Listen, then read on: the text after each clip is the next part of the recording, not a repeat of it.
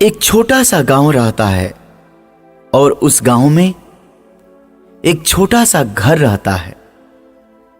उस घर में एक मां और उस मां का 21 वर्षीय बेटा दोनों रहते हैं। मां दिन में मजदूरी करती है और शाम में अपने बेटे के साथ घर में रहती है। मां का सपना रहता है कि मैं अपने बेटे को पढ़ा लिखा करके एक अच्छा आदमी बनाऊं। वह अपने बेटे के लिए खूब मेहनत करती है। बेटा गांव के 10वीं क्लास में पढ़ते रहता है।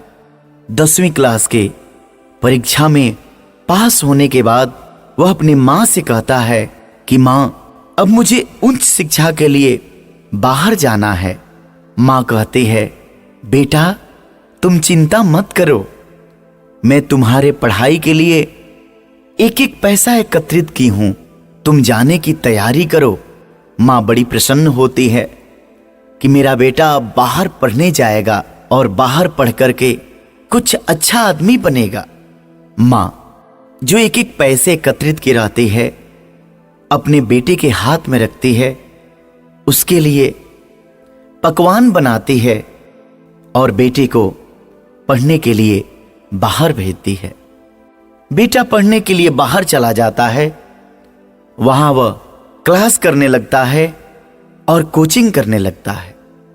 मां हमेशा बेटे से फोन करके बात करती है तो हमेशा पूछती है, बेटा खाना खा लिए हो ना? बेटा पढ़ने गए थे ना? कैसी पढ़ाई चल रही है? मां हमेशा अपने बेटे का घर से ही ख्याल रखती थी। जब भी बेटे को पैसे की जरूरत होती थी मां यहां से भेज देती थी। उधर 21 वर्षीय लड़के को एक 19 वर्षीय लड़की से प्रेम हो जाता है।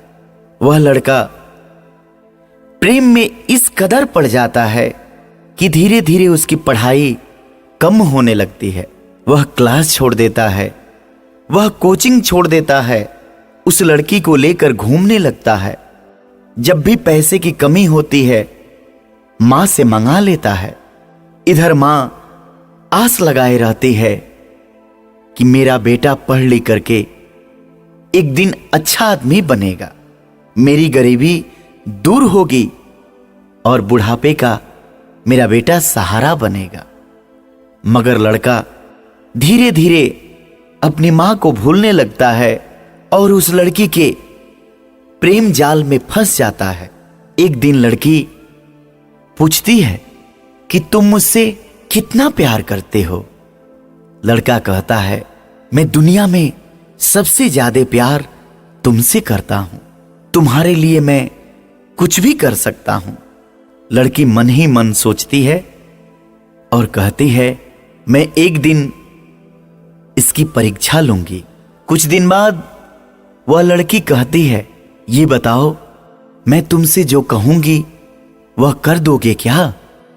लड़का कहता है, अरे पगली, मैं तुम्हारे लिए कुछ भी कर सकता हूं, एक बार कह करके तो देखो, मैं तुम्हारे लिए कुछ भी ला सकता हूं, एक बार तुम मांग करके तो देखो।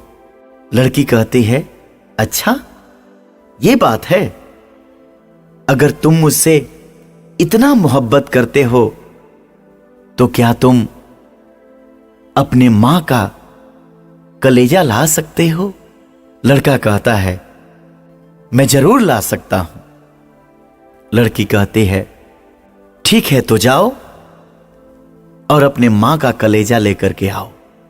लड़का बाहर से गांव आ जाता है।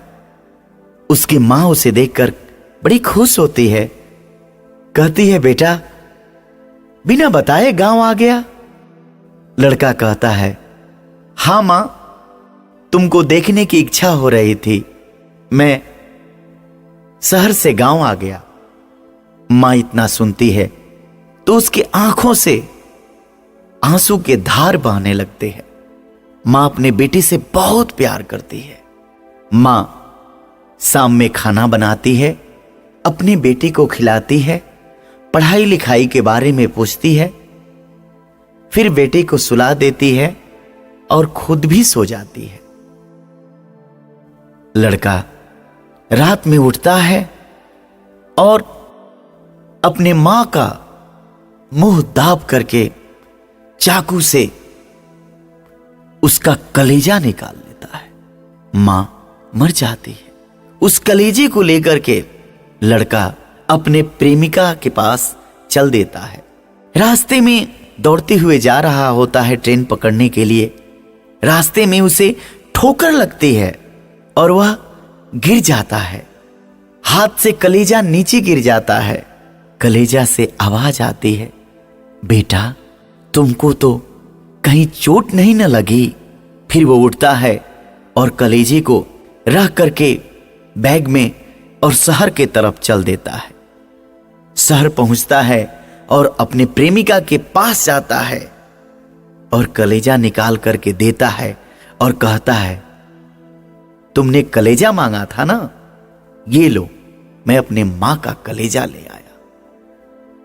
प्रेमिका देख करके दंग रह जाती है और उसके तरफ देख करके कहती है, तुम बहुत बड़े पापी हो और तुम बहुत बड़े निर्दयी हो। मेरे लिए, एक पराई लड़की के लिए तुम अपने मां का खून कर दिया और अपने मां का कलेजा ले आया।